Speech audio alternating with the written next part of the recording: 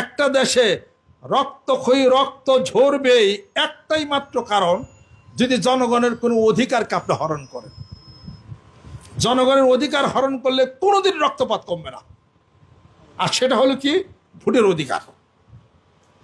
যে কোনো দেশেই হোক, ভোট গ্রহণ যদি সুষ্ঠু হয়, ওই দেশে শান্তি প্রতিষ্ঠা হবে। ভোট গ্রহণ যদি সুষ্ঠু না হয়, অবশ্যই রক্তপাত হবে। এই রক্তপাত, এই মারামারি বছরকে বছর চলতে থাকবে। আরবে আধিপত্যবাদের এই লড়াই 40 বছর পর্যন্ত চলছে। আজকে দেখেন সারা বিশ্বের মোড়ল আমরা যাদেরকে বলি আমেরিকা, এই ইলেকশন নিয়ে কোনো মারামারি আছে? কোনো খুন গুম আছে? এত বিশাল আমেরিকা, দু একটা খুন টুন হয়। রাশিয়াতে, আমেরিকাতে। আমি গেলাম ওই সিঙ্গাপুর গেলাম, ওই দিন আসলো ইলেকশন।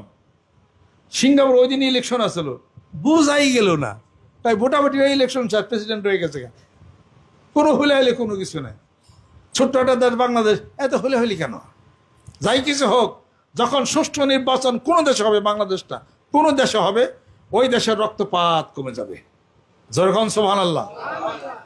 বাংলাদেশ ছোট দেশ, কিন্তু ঘটনা ঘটে একটা বাড়ি বাড়ি। ছোট দেশ অনুসারে এত বড় ঘটনা ঘটানো উচিত ছিল না। এটা কি কি ঘটনা তা জানেন?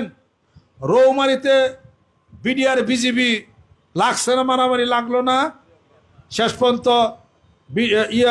বিজিবি পারছেনি আমাগুলোকে মাইরা হুতে আলাইছি। ইন্ডিয়া আইস আবার পারবে না ইনশাআল্লাহ তাআলা। খণ্ড যুদ্ধে ভারত আমাদের সাথে হেরে গেছে, তার প্রমাণ রৌমারি। খণ্ড যুদ্ধে ভারত হারছে পাকিস্তানের সাথে, পারে নাই তো। আবার যদি কোনো সময় ভারত বাংলাদেশের সাথে লাগে, 100% শিওর তারা পারবে না। আপনারা জেনে রাখেন। তারপরে বিডিআর সেখানে রক্তক্ষয়ী একটা সংঘর্ষ হলো। এটা কি বাংলাদেশে উচিত? 55 জন আর্মি অফিসার টুকটুক করে গুলিকে সব মেরে ফেলেছে, সব শেষ গেল। এরপরে আপনার 15 আগস্ট বঙ্গবন্ধুকে তার সপরিবারে 18 জনকে গুলি করে মারা হয়েছে। এই ছোট দেশে এটা কি উচিত? আবার 20 আগস্ট কি হলো? আরেকটা 21 আগস্ট গ্রেনেড হামলায় ওখানে কত মানুষ মরে গেল। এরকম মরার ঘটনা কতগুলো শুনবেন বাংলাদেশে। ছোট্ট বাংলাদেশ, ঘটে বড় ঘটনা। 5ই মে শাপলা চত্বরে 5ই মে দেখেন না কত মানুষ মারা গেল, কত রক্তপাত, কত হানাহানি হয়ে গেল। আবার এই যে সেদিন হইল জুলাই 5 গণ অভ্যুত্থান হইল, ছাত্র আন্দোলন করলো, এখানে কত মানুষ এখানে মারা গেল। কত একটা ঘটনা, কত কিছু ঘটে গেল। 71 সালে কত কিছু ঘটনা ঘটলো, পাকিস্তানের কত মারল, কত কিছু হয়ে গেল।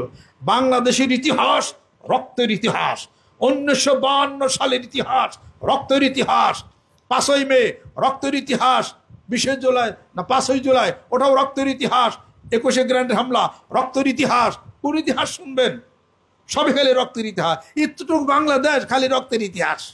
উন্নতির ইতিহাস কবে হইব দিলে? আর কথা ঠিক রাখুন। আমি আপনাদের খেদমত আরজ করতে চাই, মানুষ আল্লাহর জিকির করো, কোরআন শরীফ তেলাওয়াত করো। এক আল্লাহকে মানবে মানুষ, আল্লাহর জিকির করবে, কোরআন শরীফ তেলাওয়াত করবে।